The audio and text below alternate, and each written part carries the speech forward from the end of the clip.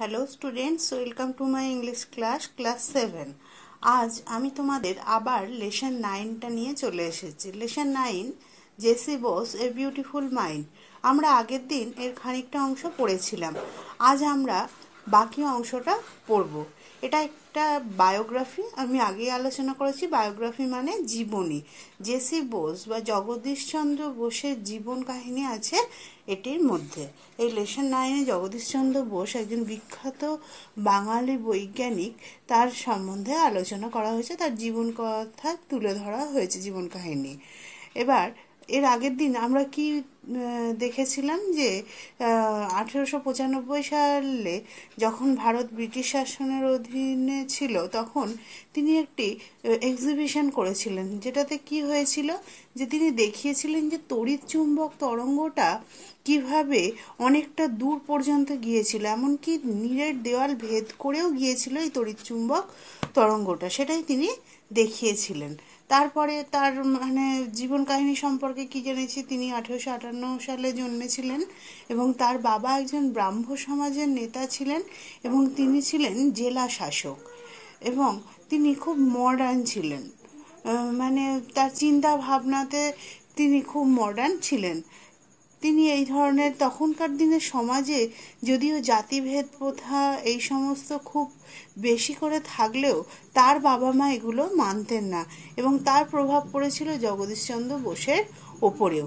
তিনিও এইসবের ঊর্ধ্বে ছিলেন, তাই জন্য তার খেলার সাথী ছিল তার বাবার মুসলিম চাকরের ছেলে বা একজন মাঝির ছেলে, এরা তার খেলার সঙ্গে ছিল এবং তাদের যে দৈনন্দিন জীবন কাহিনী, সেখান থেকে তিনি ইন্সপায়ার্ড হতেন প্রকৃতির কার্যপদ্ধতির সম্বন্ধে জানার জন্য।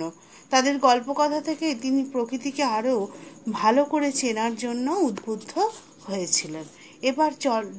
এমনকি তিনি বলেছেন, তখনকার দিনে এখনও আমাদের সমাজে হিন্দু মুসলিম এই দুটো কমিউনিটির মধ্যে কনফ্লিক্ট থাকলেও তিনি কখনো বুঝতে পারেননি যে এরকম একটা সমস্যা থাকতে পারে, যে হিন্দু মুসলিম বা কাউকে ছোট জাত বলে অভিহিত করা যায়, এই ধরনের কথাগুলো তিনি বুঝতে পারেননি, যেহেতু তার বাবা মা অনেক উদার ছিলেন, তাই তার মনে এগুলো কখনো আসেনি। এবার চলো আমরা দেখে নিই বাকি অংশে কি আছে। In 1869, Bose joined Hare School, and 6 years later, he was admitted to St. Xavier's School in Calcutta. In 1869 মানে 1869 সালে বোস জয়েন্ট হেয়ার স্কুল মানে হেয়ার স্কুলে তিনি ভর্তি হয়েছিলেন। অ্যান্ড 6 years later মানে 6 বছর পরে, তার মানে কত, 1869 থেকে 6 বছর পরে কত হবে, 70, 71, 72, 73, 74, 75 মানে 75, 1875-এ 6 বছর পরে, ল্যাটার মানে পরে, হি ওয়াজ অ্যাডমিটেড, তাকে ভর্তি করা হয়েছিল to Saint Xavier school in Calcutta, কলকাতার সেন্ট জেভিয়ার স্কুলে। তার মানে 1869 সালে বোসকে হেয়ার স্কুলে ভর্তি করা হয়েছিল এবং 6 বছর পর তাকে কলকাতার সেন্ট জেভিয়ার স্কুলে ভর্তি করা হয়েছিল। তাহলে তার স্কুলিং সম্বন্ধে আমরা কি দেখেছিলাম, যে আগে তিনি ভার্নাকুলার স্কুলে পড়তেন, মানে স্বদেশী ভাষার স্কুলে, কেননা তার বাবা ভাবতেন যে নিজের মাতৃভাষার জ্ঞান না হলে কারোর শিক্ষা সম্পূর্ণ হয় না, তাই তাকে প্রথমে ভার্নাকুলার স্কুলে ভর্তি করা হয়েছিল এবং 1869 সালে তাহলে তাকে হেয়ার স্কুলে এবং 6 বছর পরে তাকে সেন্ট জেভিয়ার স্কুলে ভর্তি করা হয়েছিল। তাহলে when was Jessie Bose admitted to Hare School, বা in which year was Jessie Bose admitted to Hare School? কোন বছরে জেসি বোসকে ভর্তি করা হয়েছিল হেয়ার স্কুলে? তাহলে JC Bose was admitted to Hare school in 1869। আবার এখান থেকে তাহলে তোমাদেরকে বলতে পারে, in which year was he admitted to Saint Xavier school? In which year was he admitted মানে তাকে ভর্তি করা হয়েছিল টু সেন্ট জেভিয়ার স্কুল, কোন বছর তাকে সেন্ট জেভিয়ার স্কুলে ভর্তি করা হয়েছিল? তাহলে he was admitted to Saint Xavier school in 1875। এভাবে তোমরা নিজেরা প্রতি লাইন পড়ার সময় নিজেরাই প্রশ্ন করে নিজেরাই উত্তর তৈরি করতে পারবে, তাহলে আর পরীক্ষার সময় উত্তর তৈরি করতে কোনো অসুবিধা হবে না। দেখো তারপরে লাইন কি বলেছে, he pass the entrance examination and joined Saint Xavier's college of Calcutta.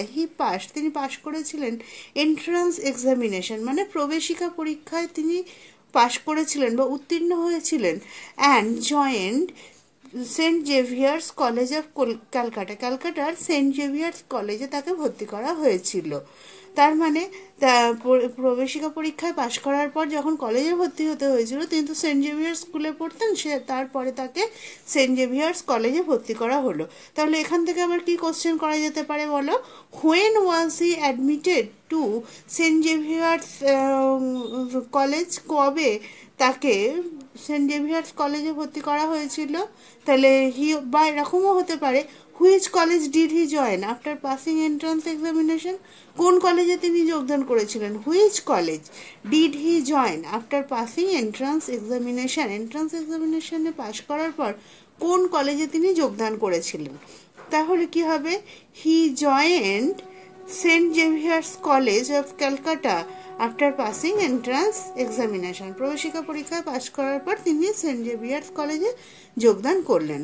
It was here that he came in contact with Jesuit father Eugene Lafont, who played a significant role in developing his interest in natural science.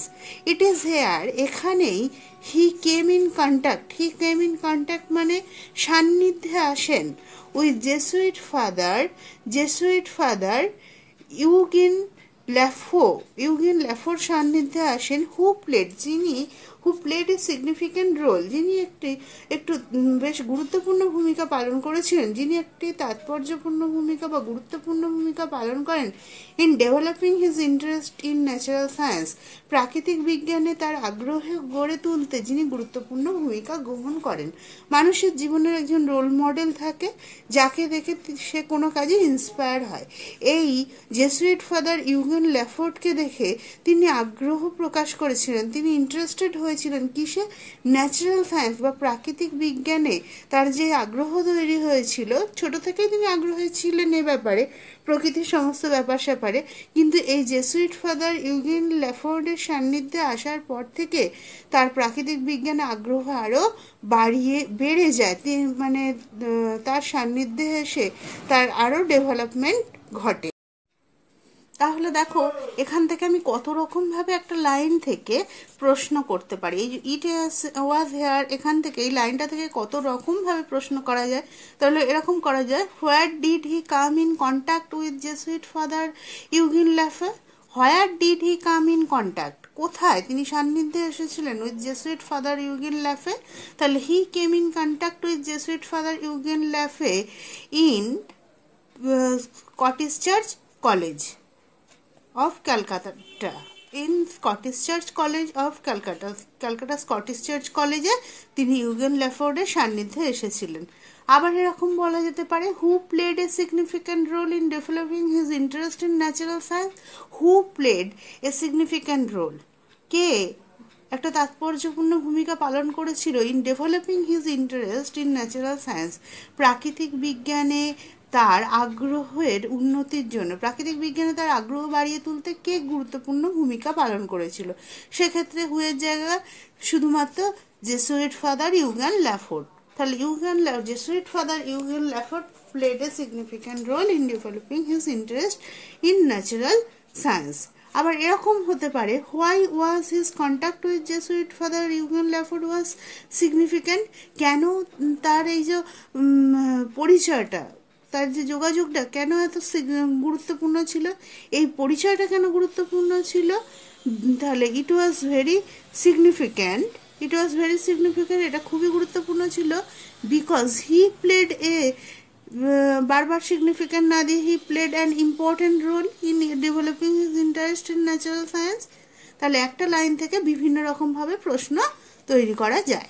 তারপরে দেখো, letter, পরবর্তীকালে Bose went to England, Bose ইংল্যান্ডে যান, and secured admission in Christ College, Cambridge, to study natural science. Bose তারপর ইংল্যান্ডে যান and secured admission, ভর্তি নেন ইন ক্রিস্ট কলেজ কেমব্রিজ, কেমব্রিজের ক্রিস্ট কলেজে ভর্তি নেন। কিসের জন্য? টু স্টাডি, পড়াশোনা করতে ন্যাচারাল সায়েন্স, প্রাকৃতিক বিজ্ঞান নিয়ে পড়াশোনা করতে তিনি ক্রিস্ট কলেজে ভর্তি হন।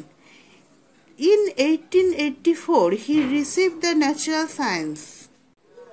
In 1884, he received the natural science tripos from the University of Cambridge and a BSc degree from the University of London. তাহলে 1884 সালে he received the natural science tripos, তিনি পেয়েছিলেন ন্যাচারাল সায়েন্স ট্রিপোস ফ্রম মানে থেকে, the University of Cambridge, Cambridge বিশ্ববিদ্যালয় থেকে, and BSc degree, তাহলে 1884 সালে তিনি কেমব্রিজ বিশ্ববিদ্যালয় থেকে ন্যাচারাল সায়েন্স ট্রিপোস পান এবং বিএসসি ডিগ্রি লাভ করেন from the University of London, London University থেকে বিএসসি ডিগ্রি অর্জন করেছিলেন।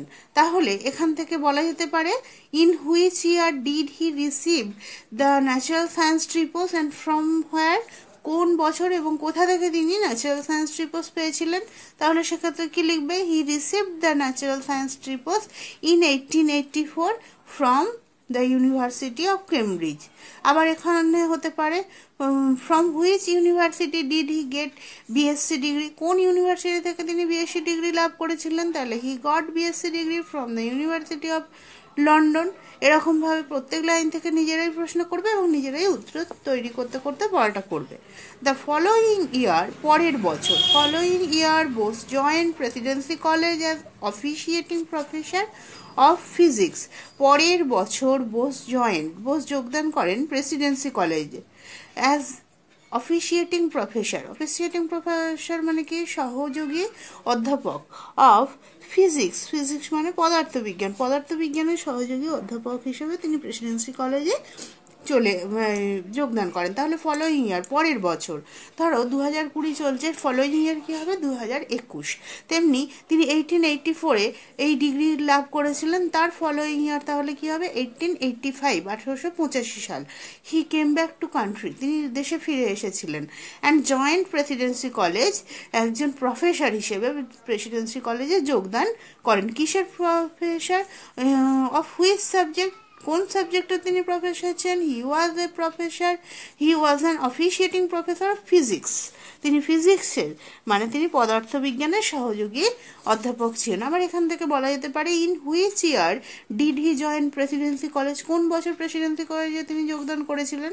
তাহলে Bose joint Presidency college in 1885 সালে, যেহেতু পরের বছর বলা আছে তাই 1885 সালে।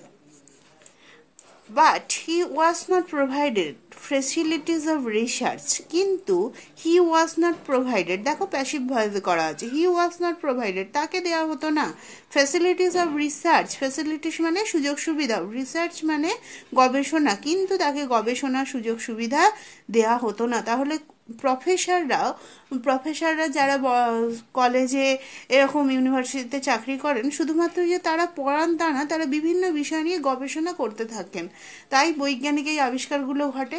তা বলছে তাকে এই ধরনের গবেষণার সুযোগ দেওয়া হতো না। তিনি তো একজন কত বড় বৈজ্ঞানিক ছিলেন, কিন্তু তাকে গবেষণার কোনো সুযোগ দেওয়া হতো।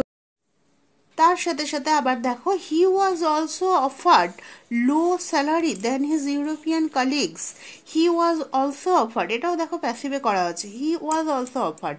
যদি বলতো হি অফার্ড তাহলে সেটা অ্যাক্টিভ ভয়েস হতো, কিন্তু হি ওয়াজ অফার্ড তার মানে তাকে দেয়া হতো লোয়ার স্যালারি মানে কম মাইনে, কার থেকে? দেন মানে থেকে, হিজ ইউরোপিয়ান কলিগস, তার ইউরোপীয় কলিগস মানে সহকর্মী, তার ইউরোপীয় সহকর্মীর থেকে তাকে কম মাইনে দেওয়া হতো। এটা একটা সত্যি ইনসাল্টিং ব্যাপার। একই অফিসে মানে একই জায়গায় একই পোস্টে চাকরি করছেন, সেই কলিগসের থেকে, যেহেতু তারা ইউরোপিয়ান, আমরা তো জানি আগেই যে তখন সময়কালটা কেমন ছিল, the country was under British rule, তখন দেশটা ব্রিটিশ শাসনের অধীনে ছিল। তাই বলছে সে সময় ইউরোপিয়ান কলিগসদের তাদের মান সম্মান বেশি, ইউরোপিয়ান যারা তাদেরকে বেশি মাইনে দেওয়া হতো, and the Indian offered lower salary, আর ভারতীয়দের কম মাইনে দেওয়া হয়েছিল। এটাই ঘটেছিল বোসের সঙ্গেও, তার ইউরোপিয়ান সহকর্মী বেশি মাইনে পেত, সে কম। Bose had a remarkable sense of self respect and national pride, কিন্তু দেখো বলছে বোসের ছিল এ রিমার্কেবল সেন্স, একটা ভীষণ রকমের অসাধারণ, রিমার্কেবল মানে স্মরণীয়, এখানে অসাধারণ, সেন্স মানে বোধ অফ সেলফ রেসপেক্ট মানে কি আত্মমর্যাদা, এটা একটা আত্মমর্যাদা ক্ষুণ্ণ হবারই মতো বিষয়। সেও এক কাজ করছে, আমিও এক কাজ করছি, আমি তাহলে তার থেকে কম মাইনে পাবো কেন? এই যে সেলফ রেসপেক্ট, নিজের মর্যাদা, এটা এই বোধটা তার ভীষণভাবে ছিল, বেশ অসাধারণ ছিল তার এই আত্মমর্যাদা বোধ। অ্যান্ড ন্যাশনাল প্রাইড, জাতীয় গর্ব, জাতীয়তার গর্ব ছিল তার। জাতীয়তা মানে দেশের প্রতি যে ভালোবাসা, সেটাকে জাতীয়তা বলা হয়, এই জাতীয়তার গর্ব ছিল। দেয়ারফোর সেই জন্য as a sign of protest মানে প্রতিবাদ, সেই জন্য as a sign of protest, প্রতিবাদের চিহ্ন স্বরূপ মানে প্রতিবাদ স্বরূপ তিনি কি করেছিলেন? হি কন্টিনিউড হিজ টিচিং, তিনি তার পড়ানো চালিয়ে গিয়েছিলেন। টিচিং অ্যাসাইনমেন্ট, তিনি তার পড়ানোর যে চুক্তি মানে শিক্ষকতার কর্মভার চালিয়ে গিয়েছিলেন ফর 3 years, 3 বছর, উইদাউট অ্যাকসেপ্টিং হিজ স্যালারি, কোনো স্যালারি না নিয়ে, স্যালারি মানে মাইনে, কোনো মাইনে গ্রহণ না করি, কম মাইনে দেওয়া হলে সেটা তিনি নেবেন না, এটা তার আত্মমর্যাদায় ক্ষুণ্ণ হয়েছিল। কিন্তু পড়ানোটা সেটা তার প্রফেশন ছিল, তিনি পড়াতে ভালোবাসতেন, তাই তিনি সেটাকে ছাড়লেন না, তাই তিনি টিচিং অ্যাসাইনমেন্টটা, তার পড়ানোর কর্মভারটা তিনি চালিয়ে গেলেন প্রতিবাদ স্বরূপ। কী করলেন? একদমই স্যালারি নিলেনই না। ফাইনালি, আচ্ছা এখান থেকে একটা এরকম কোশ্চেন আসতে পারে, why did he continue his teaching without accepting salary? কেন তিনি তার পড়ানো কন্টিনিউ করেছিলেন না স্যালারি গ্রহণ করে? তাহলে কি হবে? হি continued his teaching without accepting his salary because he was offered lower salary than his European colleagues, তাই তো? কারণ তাকে তার ইউরোপিয়ান সহকর্মীর থেকে কম মাইনে দেওয়া হতো। আচ্ছা, তারপরে দেখো, ফাইনালি অবশেষে the director of public instruction and the principal offered him a permanent teaching post. অবশেষে দ্য ডিরেক্টর মানে প্রধান যে অফিসার আর কি, প্রধান আধিকারিক of public instruction and the principal offered him, তাকে অফার করলো বা দিল এ পার্মানেন্ট টিচিং পোস্ট, একটা স্থায়ী শিক্ষকের পদ।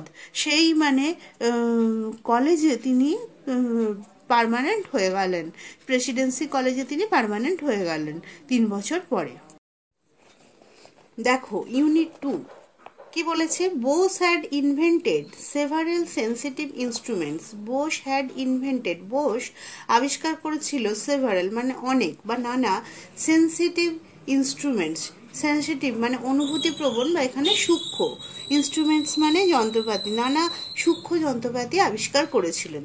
One of them is the crescograph which is used to measure the growth rate of plants. One of them, তাদের মধ্যে একটা হলো, মানে ওই যে several sensitive instruments, তাদের মধ্যে one of them, তাদের মধ্যে একটা হলো is the crescograph, তাদের মধ্যে একটা হলো কি crescograph, হুইচ ইজ ইউজ, যেটা ব্যবহার করা হয় টু মেজার মানে পরিমাপ করা, পরিমাপ করতে the growth rate of plants, উদ্ভিদের বৃদ্ধির হার, গ্রোথ রেট মানে বৃদ্ধির হার, অফ প্ল্যান্টস উদ্ভিদের বৃদ্ধির হার পরিমাপ করতে যে যন্ত্রটা ব্যবহার করা হয়। তাহলে এখানটা এরকম হতে পারে কোশ্চেন, হু ইনভেন্টেড ক্রেস্কোগ্রাফ, কে ক্রেস্কোগ্রাফ আবিষ্কার করেছিল? তাহলে JC Bose invented crescograph, J C Bose crescograph আবিষ্কার করেছিল। What is crescograph? ক্রেস্কোগ্রাফ কি? তাহলে কি বলবে? Crescograph is an instrument, crescograph is an instrument, crescograph হলো একটি যন্ত্র, হুইচ ইজ ইউজ, যেটা ব্যবহার করা হয় to measure the growth rate of plants, যেটা উদ্ভিদের বৃদ্ধির হার মাপার জন্য ব্যবহার করা হয়। Through his experiments, Bose showed that plants behave in the same manner as human beings. Through his experiments মানে কি? পরীক্ষা নিরীক্ষা, তার পরীক্ষা নিরীক্ষার মধ্য দিয়ে বোস দেখিয়েছিলেন দ্যাট যে প্ল্যান্টস বিহেভ, গাছেরাও আচরণ করে, ইন দ্য সেম ম্যানার একইভাবে, অ্যাজ হিউম্যান বিংস, যেভাবে মানুষ আচরণ করে সেভাবে গাছেরাও আচরণ করে। তিনি তার পরীক্ষা নিরীক্ষার মাধ্যমে এটা দেখিয়েছেন। অলদো যদিও প্ল্যান্টস টেক লঙ্গার, প্ল্যান্টসরা বেশি সময় নেয় টু রেসপন্ড দ্যান অ্যানিমালস, যদিও উদ্ভিদরা বেশি সময় নেয় প্রাণীদের থেকে মানে সাড়া দিতে, টেক লঙ্গার টু রেসপন্ড মানে কি সাড়া দিতে বা প্রতিক্রিয়া জানাতে, যদিও প্রাণীদের থেকে উদ্ভিদদের একটু বেশি সময় লাগে। তাহলে এরকম বলা যেতে পারে এখান থেকে, what did Bose show through his experiments? What did Bose show? SHOW show. Bose কি দেখিয়েছিলেন? তাহলে কি বলবে? তাহলে JC Bose showed that plants behave in the same manner as human beings. Through his experiments, Bose showed through his experiments that plants behave in the same manner as human beings. তিনি দেখিয়েছিলেন যে গাছেরাও মানুষের মতো একই রকম আচরণ করে। তারপরে দেখো, হি প্রুভ দ্যাট, তিনি প্রমাণ করেছিলেন যে plants are sensitive to heat, cold, light, noise and other external stimuli just like human beings. তিনি এটা প্রমাণ করেছিলেন যে কি প্রমাণ করেছিলেন যে গাছপালারাও উত্তাপ, সেন্সিটিভ মানে অনুভূতি প্রবণ, গাছেরাও সংবেদনশীল, তারাও অনুভূতি প্রবণ বা সংবেদনশীল। কিসে সংবেদনশীল? টু হিট মানে তাপ, কোল্ড মানে শৈত্য, ঠান্ডা, লাইট আলো, নয়েজ শব্দ অ্যান্ড আদার এক্সটার্নাল স্টিমুলি, অন্যান্য এক্সটার্নাল মানে বাহ্যিক, স্টিমুলি মানে উত্তেজক, এই যে অন্যান্য বাহ্যিক উত্তেজকে তারা গাছেরাও কি প্রাণীদের মতো সমান অনুভূতি সম্পন্ন বা সংবেদনশীল, জাস্ট লাইক হিউম্যান বিংস, মানুষের মতোই। By injecting poison into a living plant, Bose showed that they react the same manner as we do. By injecting poison মানে বিষ ইনজেক্ট করেছিলেন কোথায়? ইনটু এ লিভিং প্ল্যান্ট, একটা জীবন্ত গাছে, একটা গাছ বেঁচে আছে, একটা সতেজ গাছে পয়জন ইনজেক্ট করেছিলেন, পয়জন বিষ ঢুকিয়ে দিয়েছিলেন। তারপরে কি? বোসোড, তিনি দেখিয়েছিলেন দ্যাট দে রিঅ্যাক্ট, তারাও প্রতিক্রিয়া জানায়, ইন দ্য সেম ম্যানার একইভাবে, অ্যাজ উই ডু যেমনভাবে আমরা করি। আমাদের শরীরে বিষ দেওয়া হলে আমাদেরও যেমন কষ্ট হয়, যন্ত্রণায় কুঁকড়ে যাই, গাছেরাও একই রকমভাবে আচরণ করে। একটা গাছে ওরকম করে বিষ প্রয়োগ করলে ইঞ্জেকশনের মাধ্যমে কিছু সময় পরে দেখা যাবে গাছের পাতাগুলো কুঁকড়ে গেছে, গাছটা ধীরে ধীরে মৃত্যুর কোলে ঢলে পড়েছে। এটাই তিনি দেখিয়েছিলেন এবং দেখিয়ে তিনি প্রমাণ করেছিলেন যে উদ্ভিদদেরও প্রাণ আছে। তাহলে এটা তিনি প্রমাণ করে দিয়েছিলেন যে তারাও মানুষের মতো উত্তেজনায় সাড়া দেয়। Scientific research on electromagnetic waves was initiated by J.C. Bose in the late 19th century. Scientific research মানে কি? বৈজ্ঞানিক গবেষণা। অন ইলেকট্রোম্যাগনেটিক ওয়েভস, কিসের ওপর? ইলেকট্রোম্যাগনেটিক ওয়েভস মানে তড়িৎ চুম্বকীয় তরঙ্গের ওপর যে বৈজ্ঞানিক গবেষণা ওয়াজ ইনিশিয়েটেড সূচিত হয়েছিল বা ঘটেছিল বাই জেসি বোসের দ্বারা in the late 19th century. Late 19th century মানে কি? ঊনবিংশ শতাব্দীর শেষ ভাগে। তাহলে ঊনবিংশ শতাব্দীর শেষ ভাগে জেসি বোস তড়িৎ চুম্বকীয় তরঙ্গের ওপর বৈজ্ঞানিক গবেষণা করেছিলেন। It was the Italian scientist Marconi who got the patent for the invention of wireless telegraphy. It was the Italian scientist Marconi, এটা ছিল ইটালিয়ান বৈজ্ঞানিক মার্কনি, who got যিনি পেয়েছিলেন the patent, তিনি পেটেন্ট পেয়েছিলেন মানে এক ধরনের বিশেষ সম্মান ফর দ্য ইনভেনশন বা একটা পুরস্কার for the invention of wireless telegraphy. কিসের জন্য? ইনভেনশন মানে উদ্ভাবনা, অফ ওয়্যারলেস টেলিগ্রাফি মানে তারবিহীন টেলিগ্রাফি উদ্ভাবনের জন্য তিনি পেটেন্ট পেয়েছিলেন। তাহলে who got patent for the invention of wireless telegraphy, তাহলে কি লিখবে? An Italian scientist named Marconi, বা শুধুমাত্র এরকমই লিখতে পারো, an Italian scientist Marconi got the patent for the invention of wireless telegraphy. তিনি ওয়্যারলেস টেলিগ্রাফি আবিষ্কারের জন্য পুরস্কার পেয়েছিলেন। কিন্তু আমরা কি দেখেছিলাম? জগদীশচন্দ্র বোস অনেক আগেই এই ওয়্যারলেস টেলিগ্রাফি নিয়ে একটা পরীক্ষা করেছিলেন, এক্সিবিশন করেছিলেন, যে তারবিহীনভাবে এই তড়িৎ চুম্বক কি হয়েছিল? তড়িৎচুম্বকীয় তরঙ্গ সলিড দেয়াল, তিনটা সলিড দেয়াল ভেদ করে পৌঁছে গিয়েছিল অন্য আরেকটি ঘরে। But we must remember that, কিন্তু আমরা অবশ্যই মনে রাখবো যে Bose's public demonstration in Calcutta along the same lines happened much earlier. কিন্তু আমরা অবশ্যই মনে রাখবো যে একই বিষয়ের ওপর কলকাতায় বসে জনসমক্ষে ওই এক্সিবিশনটা অনেক আগেই অনুষ্ঠিত হয়েছিল, তাই তো?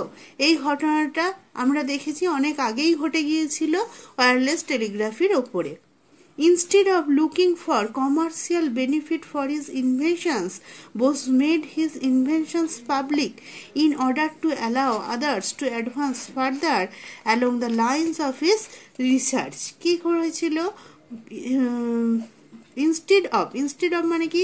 পরিবর্তে। ইনস্টেড অফ মানে পরিবর্তে। লুকিং ফর কমার্শিয়াল বেনিফিট মানে কি? বাণিজ্যিক লাভ।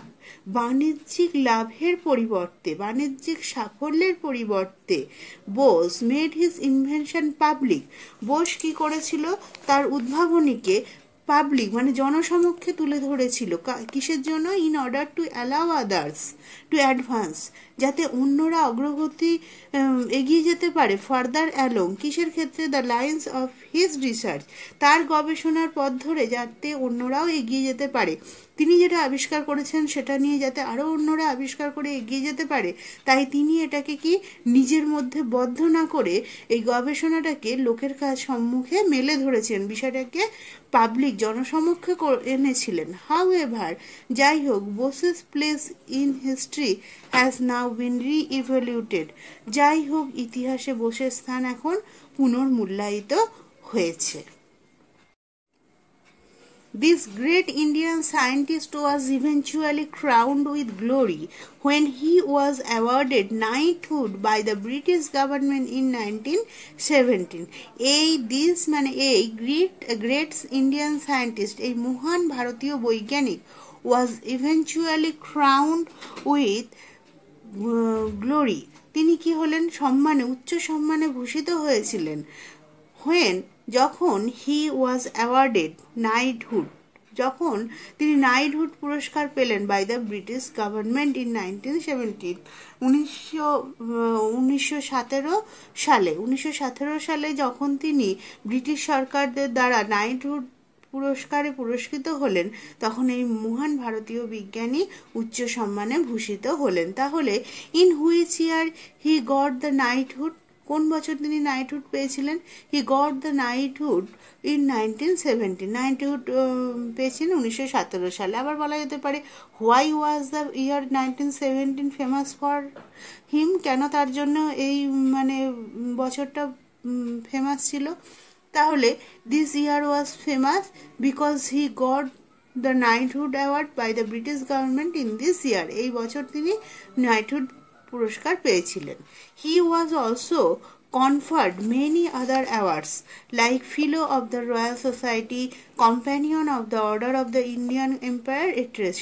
এই নাইটহুড ছাড়াও তিনি আরও বিভিন্ন ধরনের পুরস্কার পেয়েছিলেন, যেমন কি fellow of the Royal Society, companion of the Order of the Indian Empire, এট্রেসা, এই ধরনের পুরস্কার পেয়েছিলেন। তাহলে which other honours were received by JC Bose, কোন কোন আরও অন্যান্য সম্মান জেসি বোস রিসিভ করেছিলেন?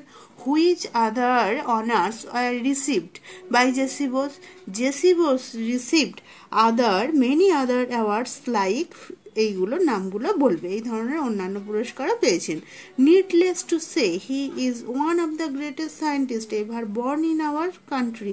নিডলেস টু সে মানে বলা অপ্রয়োজনীয়।